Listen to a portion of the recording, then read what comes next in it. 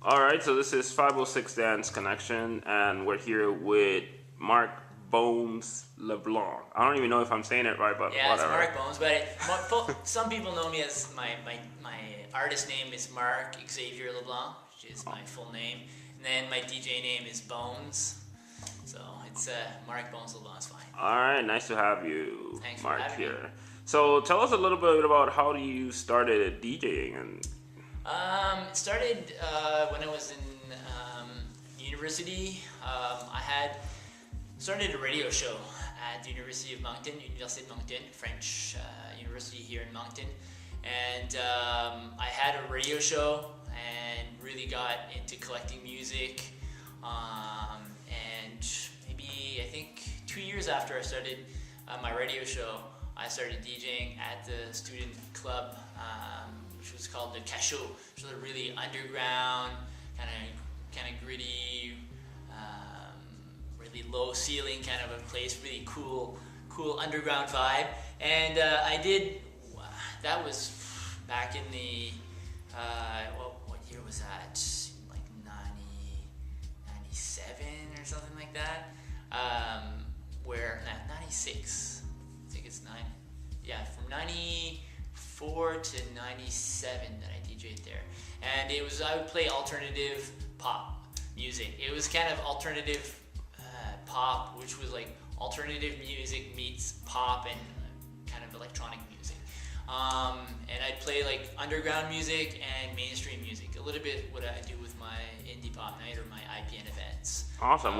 Yeah, and I've had my radio show for 21 years. Yeah, I think so. Yeah. Well, now that you got into the IPN event, which is just one of the things we got to ask you, what's that all about? What are the IPN events that you do? They're pretty popular in the Maritimes, so. Yeah, I just I kind of found a little niche of music that people really liked that wasn't really being premiered in bars. And most of the places where I DJ is in bars, is where bands. I love bands, so I used to have events, bands play, and I would DJ between sets. So that kind of evolved, and throughout the years, I said, well, a guy that had seen me do a show at the Paramount Lounge came up to me and said, "Hey, I really love the music that you spin between bands. We should do something." And his name was Sean, and he and I started what was called Indie Pop Night, and we would just do it every few months, and people would keep on asking like, "Oh yeah, when are you doing the next Indie Pop Night?" And it was just a place where you could listen to indie pop, rock, kind of twee pop. I'd play a lot of older alternative stuff. I'd play from the Ramones to Devo to Franz Ferdinand to Belle and Sebastian. Anything that's pop, rock, electronic that would make people dance. And it just kind of grew, and Sean moved out west, and the bar that we had started it in, which was called Players Lounge, was closing down. So I was like, well, what am I going to do? Am I going to keep on doing it? So the Paramount Lounge approached me and said, oh, we'd love to have you. And I started doing it monthly at the Paramount Lounge. And word of mouth, people would come to my events from Fredericton. So there was nothing going on in Fredericton. So they invited me to do my IPN events in Fredericton. And a lot of students that were going to school in Fredericton were from Charlottetown. So Charlottetown asked me, and then I started doing it in Halifax, and I've done events in St. John's, Sackville, and I've DJed all over the East So it pretty much went viral, really. Yeah, pretty much, yeah. Just from word of mouth, people enjoying kind of listening to kind of dancier indie pop, rock, and electro stuff. Started kind of spreading the word, and I take a lot of photos at all my events. And I put it on the posters for the next event, so people would talk about, oh, who's going to be the poster person? Who's going to be, So it just it's kind of a marketing tool. And I give out candies, all kinds of lollipops and ring pops and stuff like that. So people kind of it's stuck in their minds like, oh, IPN is just a fun place to go and listen to good music and dance and not have the kind of the not that I'm against top 40 music, but top 40 music and top 40 bars, it's really kind of bump and grind, and it's really kind of a little bit more dirtier. And I think people just can be themselves at IPN. There's peoples of all ages, all, from my age to really younger people. So I just find it's a good place where people can go and socialize and listen to good music.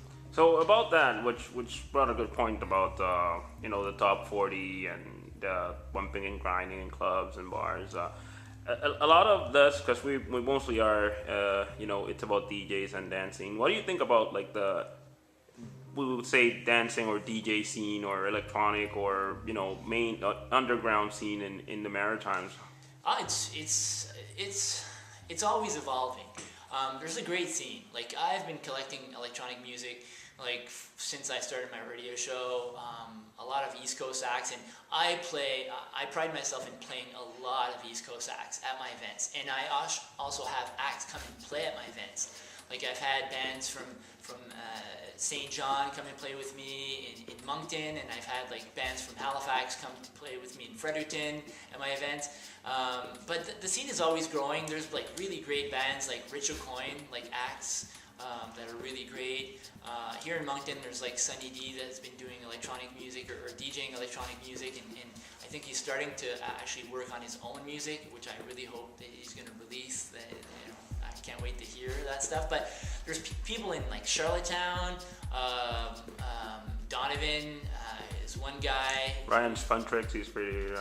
Spuntrix. Yeah. But Donovan has a new project called Spoonfed, and Nick Bike, a guy that plays at a lot of my IPN events, is really up and coming. Nick Bike is I think is going to be great, and he does a lot of edits, and he worked with Spoonfed, doing some really cool kind of electro swing, kind of retro electro, with kind of a new tendency in there. Really great stuff coming out. In Newfoundland, there's a lot of great acts from Worker. There's Patch. There's Outlanda out there. There's a lot of cool websites too that are spotlighting really great electronic music.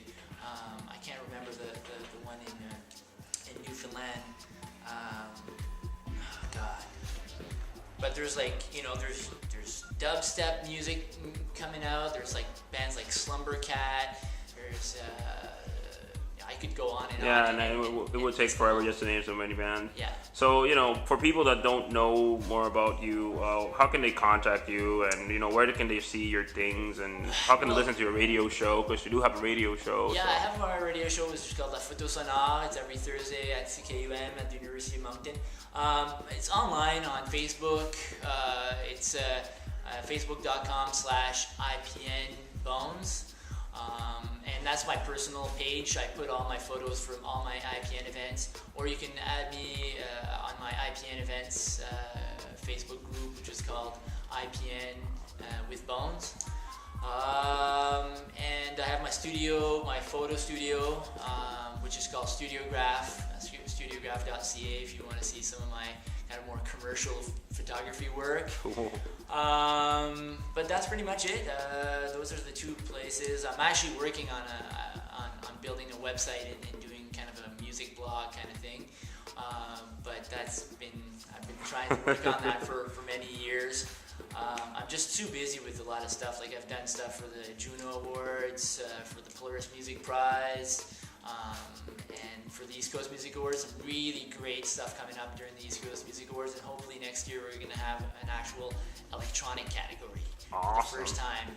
That's pretty good to hear, though. Yeah, and this year it's going to be the second year we're going to be having an electronic stage during the East Coast Music Awards, and we're actually going to have a no-case showcase for an urban/electronic stage. It's going to be a no-case showcase. There's going to be DJs, hip-hop artists, electronic artists from every genre.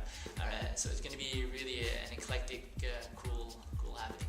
All right, well, there you have it, Mr. Marc Bones. So check him out on Facebook. Marc, thanks a lot, man. You're welcome, man.